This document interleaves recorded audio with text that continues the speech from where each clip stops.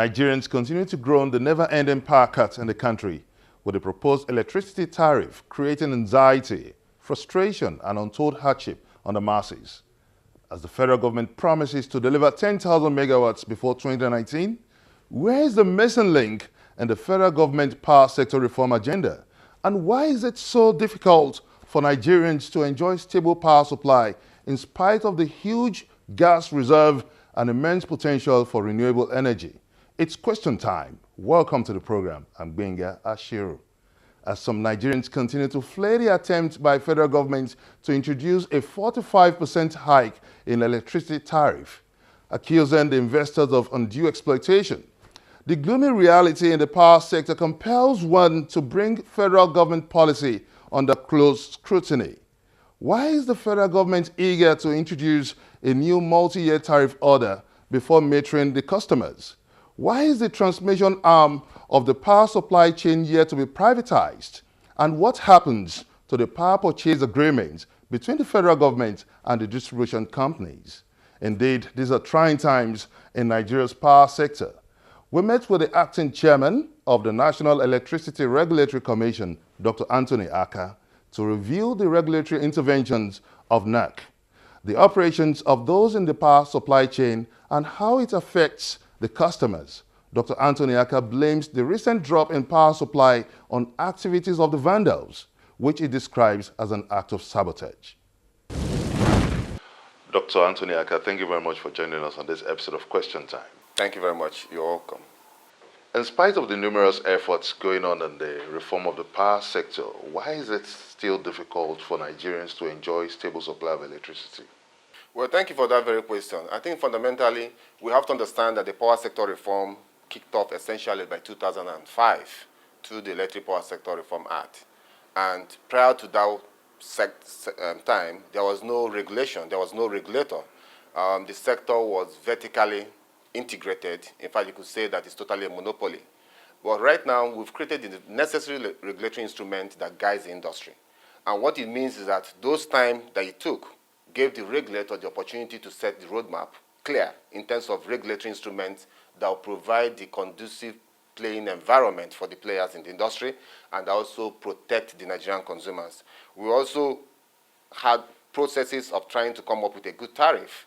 And it's just basically about 2 years that the sector was taken over by the private sector. And we do believe that in spite of all the many challenges that we're going through right now, that at the end of the day, we should be able to get the power we desire. What is responsible for the drop in power generation recently? Well, there are many various factors that came into play, issues about vandalization of the pipeline, issues about the heavy rain downpour that came in. But it's important for us to say that generation has picked up considerably. It's important to also stress that the transmission company of Nigeria and the affected agencies are working assiduously to ensure that we rectify those things and ramp up power to where it used to be before. The rise and fall you've been talking about in the power generation chain seems so alien and strange to the Nigerian customers who see nothing but power failures and drop in supply recently from time to time.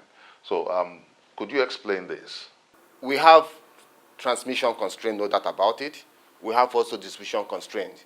Prior to February 1, we had situations where distribution companies will reject power because they will not be able to wheel out this power. Prior to February 1, we had situations where powers were not able to wheel because of transmission constraints.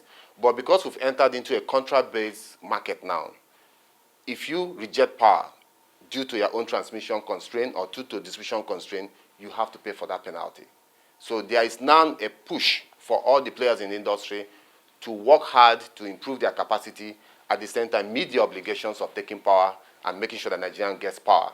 Does this suggest that Nigerians who had earlier paid for the prepaid meter installation would get their money refunded? The framework of metering, there's nothing like a free metering. Metering component is part of the tariff. The only thing we said is that because of the metering gap, if you really have to estimate the metering gap, it's over 7 million. Because it means that the market seller, be it a tomato seller, should have his or her own meter. The welder should have his or her own meter. What we are saying in effect is that for those customers who will not be patient enough to wait for distribution companies to meter them, and they are willing and they have the money, they can advance this money to the distribution company under a closely monitored scheme where NERC is looking at that, and within 60 days they must be metered. But however, I want to emphasize that as a commission, we are now working towards winding down that window. That is the window that Nigerians will need to give money to distribution companies. The distribution companies will be held strictly accountable to ensure that they adhere to their metering plan. And we have set up a monitoring scheme on that. So consumers who have advanced or paid for meter must be metered. But for those who have gotten meter from distribution companies and they've not been refunded their money, we would like them to show us evidence of that, and we'll have the distribution company refund that money. Do you have a framework for customers' protection where their complaints can be addressed? Well, first, we have framework for addressing consumer complaints. We have various consumer-related regulations like the Customer Handling Standard and Procedure. We have issues about connection and disconnection procedures. We have customer service standards, and we have other regulations that clearly spell out timelines and conditions and penalties for distribution companies if they don't adhere to that. With respect to publicity, we are undertaking publicity as we speak. We have publications in the newspapers. We have jingles that are going out. We also have a major announcement that will be coming out on that issue. And then in each time that we go out on stakeholder engagement, we try to educate Nigerian consumers that they need to know that this is their right. However, this is also their obligations. You may also join in this conversation by sending us your comments on our various social media platforms. They are showing on your screen. Coming up on Question Time, what is the justification for the proposed increase in electricity tariff? Find out from Dr. Anthony Akah, the acting chairman, Nigerian Electricity Regulatory Commission, after the break.